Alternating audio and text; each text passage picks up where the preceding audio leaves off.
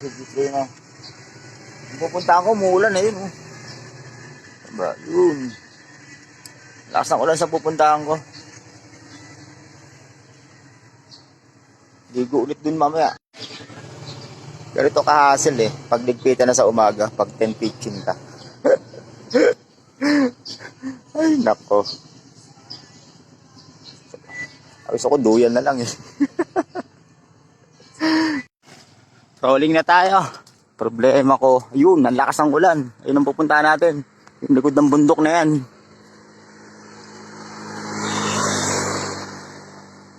Kapote, malala na naman to.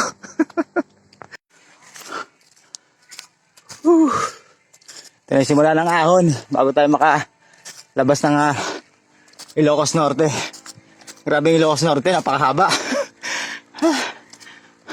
Pagdating natin ng boundaries nila, yung Argo, hindi natin na target kahapon eh. Hindi tayo umabot, yung ulan ng problema eh. Aabot sana tayo eh. Tulad ngayon, ambon-ambon na agad. Medyo hindi maganda yung panahon nila rito. Ayaw daw magpakita talaga ng araw dito. Hanggang Marso. Pero sana, magpakita rin. Maging mabait sa atin ang panahon.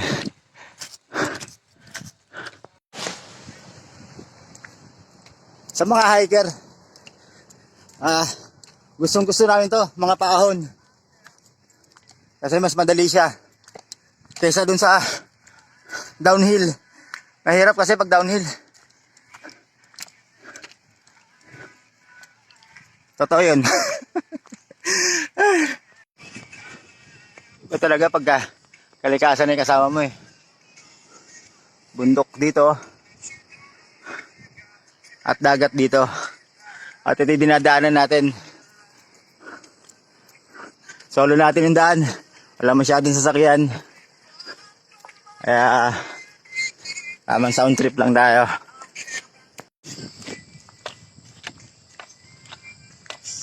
Sarap lang din magmuni-muni sa ganito eh. Minsan ka lang kasi dadaan sa ganitong lugar. Sa talambuhay mo. Bakit ba ito ginagawa? Unang-una, sinabi ko sa sarili ko para yung pag tumanda ka na, mayroon kang magandang alaala na iiwan dito sa mundo. Kaya malakas yung loob ko na kakayanin ko to. Lalong-lalo na, nandyan kayo. Hindi ko mga personal na kakilala. Pero yung pagmamahal na binibigay nyo, mahirap kalimutan yan. At hindi malilimutan kailanman. Saludo ako sa inyo lahat. Wow! Nabig naman kasi ng tubig mo, paano ako maliligo? Naligo na ako kanina. Bye-bye!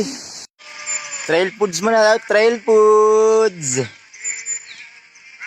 Bigay ito ni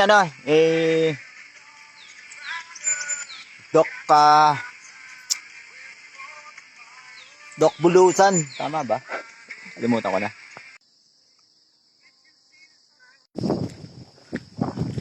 Ito na. Ito na yung boundary ng